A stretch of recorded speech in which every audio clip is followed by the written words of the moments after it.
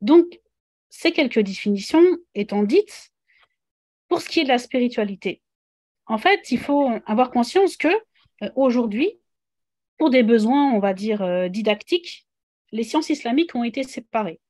Vous avez d'un côté les ouvrages de sciences du hadith, des ouvrages de sciences du Coran, des ouvrages de fiqh, des ouvrages de spiritualité. Mais c'est vraiment juste pour un point de vue pédagogique, un point de vue didactique, pour enseigner chaque discipline avec les personnes qui maîtrisent, les enseignants qui maîtrisent chaque discipline. Et en fin de compte, jamais les savants de l'islam, à travers les siècles, n'ont jamais dit qu'il faut qu'il faut vivre cela séparément. Hein, jamais personne n'a dit qu'il fallait vivre sa religion juste comme un ensemble rigide de règles, halal et haram, etc. Même certains qui ont des discours qui sont très portés finalement sur l'aspect légaliste et qui vont moins parler spiritualité, eux-mêmes, ils n'ont jamais appelé à ça finalement, et même dans leur vie, ils ne vivent pas comme ça. Il faut donc bien comprendre que c'est juste pour un point de vue didactique. Et donc, nous, notre religion, quand on la vit, eh bien, on la vit de manière globale.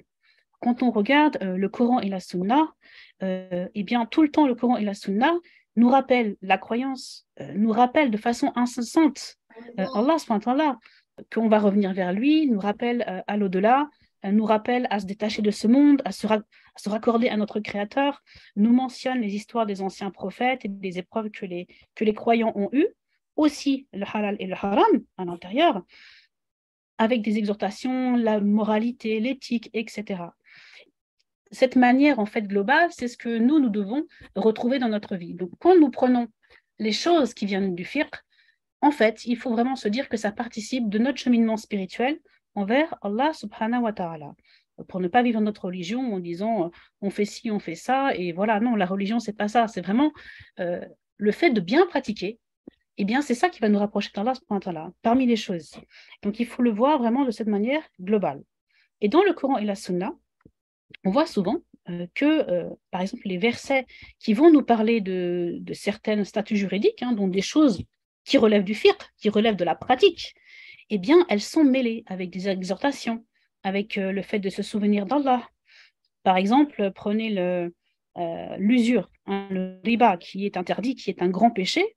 Quand on prend les versets sur l'usure, Allah subhanahu wa ta'ala nous interdit l'usure, mais en même temps, il y a une exhortation très forte qui nous montre justement la gravité, et cette manière de faire, en fait, en nous exhortant, ça va vraiment nous motiver à pratiquer correctement et à s'écarter de ce péché-là. Par exemple, dans la sourate Al-Baqarah, versets 278 et 279, ô vous les croyants, craignez Allah et renoncez à ce qu'il reste comme usure si vous êtes croyants. Si vous ne le faites pas, alors recevez l'annonce d'une guerre de la part d'Allah et son messager. Par exemple, dans la Sunna aussi, une fois, le prophète sallallahu alayhi wa sallam était en train de regarder ses compagnons qui faisaient leur purification, qui faisaient leur wudu. Et vous voyez que certains ne lavaient pas bien leurs pieds. Et vous savez que si on ne lave pas entièrement les membres qu'on doit laver, tels que par exemple les pieds, ils ne lavaient pas assez bien leurs talons, le wudu ne sera pas valable et la prière ne sera pas valide non plus. Et donc on est en train de commettre un péché parce qu'il faut vraiment avoir sa purification qui est valable pour que la prière elle-même soit valable. Et Rasulullah sallallahu alayhi wa sallam leur a dit malheur aux talons qui seront en enfer. Imaginez cette manière de dire les choses, c'est pas seulement faites bien votre wudu, sinon c'est pas valide, etc.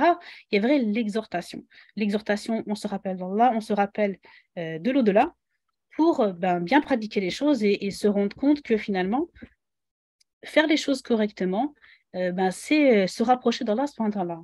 Et dans le monde musulman, vous savez, les étudiants qui sont dans des madrasas, qui étudient à temps plein, eux, ils sont comme immergés dans un quotidien où ils ont beaucoup de spiritualité. Donc, même s'ils étudient le fiqh, par exemple, dans leur quotidien, ils font du dhikr, ils vont faire toutes leurs prières ensemble, les prières en groupe, ils vont faire le qiyam al-layl, ils vont réviser leur Coran aussi quotidiennement, parce qu'en général, normalement, hein, dans le monde musulman, les étudiants en sciences religieuses ont déjà appris le Coran par cœur avant même de commencer les autres matières islamiques.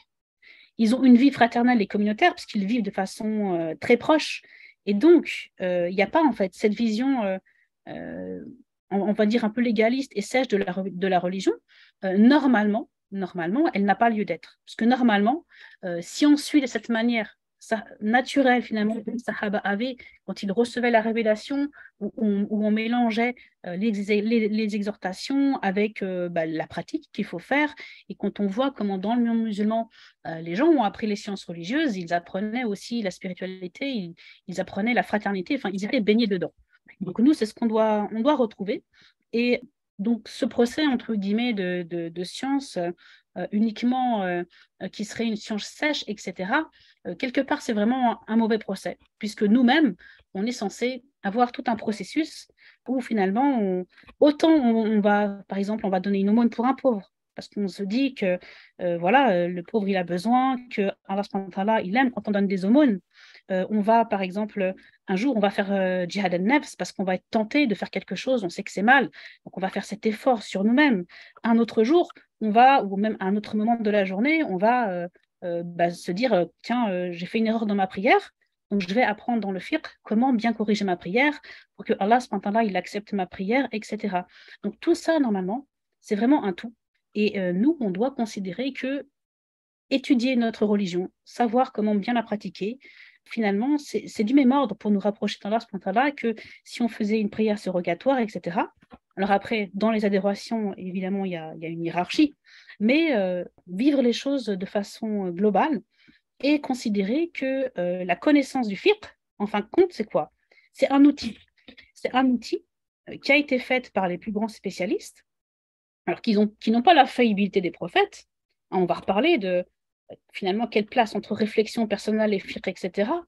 Ils n'ont pas l'infaillibilité des prophètes, mais quand on connaît leur vie, eh bien, on s'aperçoit qu'ils avaient une très grande érudition. En tout cas, tous les représentants des grandes écoles juridiques avaient une très grande érudition et une très grande piété. Et nous, on va essayer de prendre le fiqh comme un outil pour bien pratiquer notre religion. Parmi toutes les choses que nous sommes censés faire au quotidien, comme méditer le Coran, comme faire du dhikr, etc., c'est un tout pour se rapprocher d'Allah subhanahu wa ta'ala. Et pour finir avec cette introduction sur prendre le fiqh en fin de compte dans un global qui est spirituel, j'aimerais vous lire les versets 51 et 52 de la sourate An-Nur, où on voit finalement cet appel à obéir à Allah subhanahu wa ta'ala. Donc l'obéissance, c'est bien au travers des règles de pratique, et qui est relié à notre rapprochement vers Allah et à notre succès dans l'au-delà.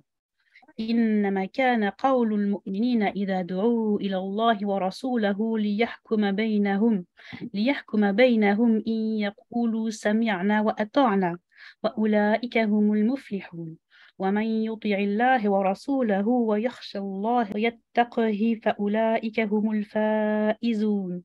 La seule parole des croyants quand on les appelle vers Allah et son messager pour que celui-ci juge parmi eux est « Nous avons entendu et nous avons obéi. Voilà ceux qui réussissent. Et quiconque obéit à Allah et à son messager et craint Allah et le redoute, alors voilà ceux qui récoltent le succès. » Donc, vraiment, je vous invite à avoir cette intention. Réalisons cette parole coranique. Sami'na wa ata'na. Nous essayons de savoir ce que Allah subhanahu wa ta'ala attend de nous au travers des pratiques, comme nous essayons de nous améliorer dans notre éthique, dans notre morale, dans notre spiritualité.